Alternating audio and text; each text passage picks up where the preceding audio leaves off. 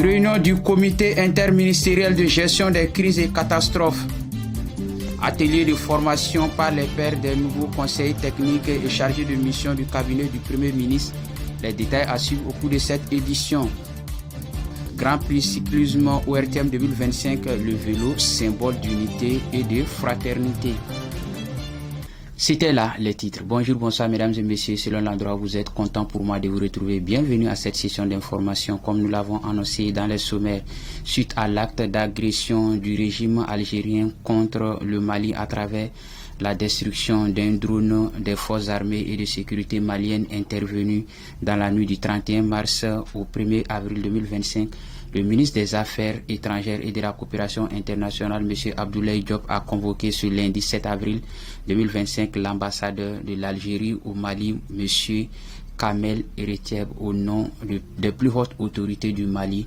Le ministre Diop a élevé une vive protestation contre cet acte hostile du régime algérien à l'encontre du Mali. Fatma Tassia Kadjara nous en dit plus. Le ministre Diop a jugé incompréhensible la décision extrême du gouvernement algérien de détruire le drone d'un pays voisin, souvent appelé frère, et qui à tout moment est resté dans l'espace aérien du Mali. Le ministre a déploré qu'en lieu et place de la solidarité à laquelle le peuple malien s'attendait légitimement en raison de l'engagement de la Jeune République du Mali pour l'indépendance du peuple frère algérien, les autorités actuelles de l'Algérie aient choisi la voie de la belligérance. Il a ainsi souligné que la destruction par l'Algérie d'un drone à mission ordinaire de surveillance du territoire confirme une nouvelle fois la collision entre les régimes algériens et les groupes terroristes qui reçoivent asile, protection et soutien de l'Algérie. Cette attitude agressive du régime algérien ouvre la voie à l'instabilité et à la violence au Sahel, particulièrement au moment où les États de la Confédération AES sont résolument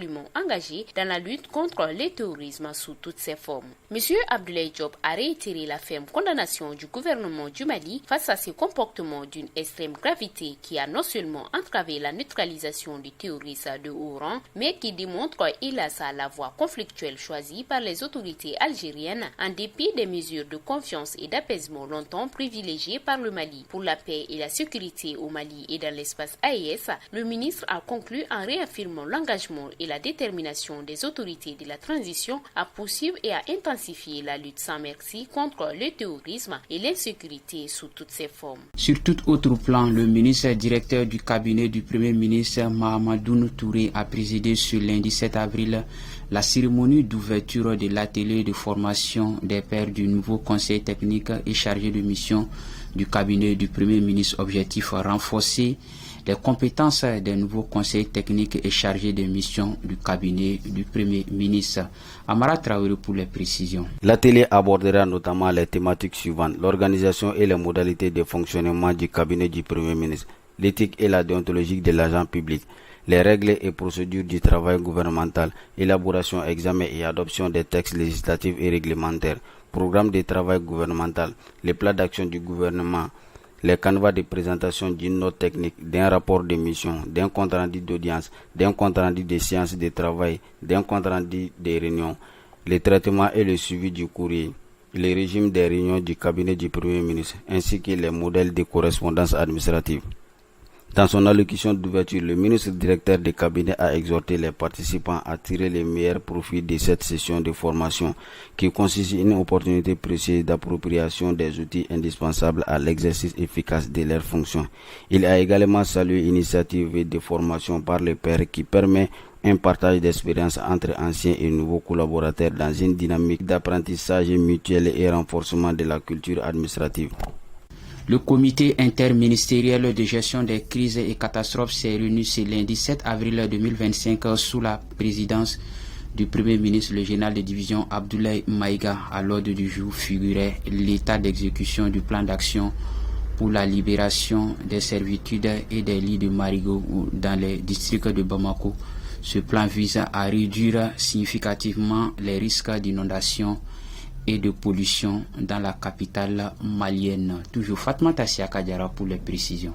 Les sous-commissions mises en place à cet effet ont travaillé sur plusieurs axes prioritaires, notamment la communication auprès des populations, la libération des servitudes des collecteurs naturels, l'accompagnement des personnes concernées ainsi que leur indemnisation. Le programme prévoit également des actions de sensibilisation communautaire et des rencontres d'information avec les notabilités dans les zones affectées. S'agissant des collecteurs de Missabougou, les études ont révélé la présence d'infrastructures défectueuses et proposé des alternatives appropriées. Un accent particulier a été mis sur les inondations survenues à Bla ainsi que sur le contournement du pont de Woyowayanko et de Kassaro en vue du redémarrage du trafic ferroviaire. La réunion a également permis d'aborder la question cruciale du curage et de l'aménagement des caniveaux à Bamako dans une logique de prévention durable des inondations. En matière de gestion des pollutions et nuisances, des réformes ont été entreprises. Elles comprennent notamment des sessions de formation, des actions de vulgarisation et un encadrement renforcé. Dans le secteur de l'éducation, les efforts d'anticipation pourraient garantir une rentrée scolaire 2025-2026 sereine. Le Premier ministre a salué le travail accompli par les différentes sous-commissions en mettant en avant les avancées obtenues. Il a invité les membres du comité à participer activement à la mise en œuvre des actions engagées. Placé sous le haut patronage du président de la transition, le général d'armée Assimi Goïta, l'ORTM, en collaboration avec la Fédération malienne de cyclisme, a organisé ce dimanche 6 avril 2025 la première édition du Grand Prix du cyclisme de l'ORTM. Cet événement s'est tenu sous le thème « Le vélo facteur d'intégration et de cohésion sociale ». Suivons l'élément pour plus de détails.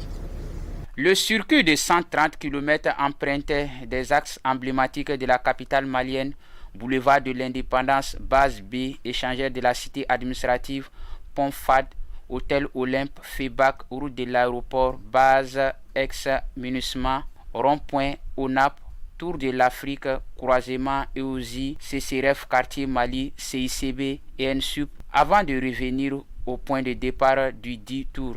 A répété une deuxième fois. Au total, 132 coureurs ont pris le départ, 99 du Mali, 25 du Burkina Faso, dont 2 femmes et 6 du Niger.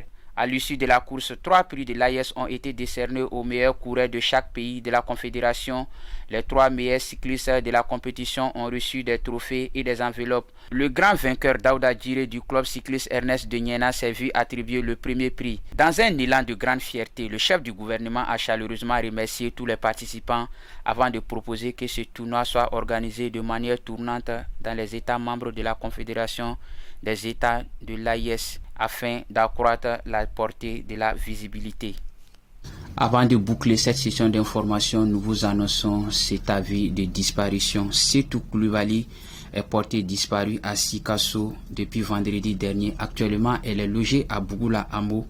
Toute personne ayant vu ses parents prier de contacter le numéro suivant 60 87 91 67 ou la direction de Kene TV 6 à Amdalaï au 76 25 16 38.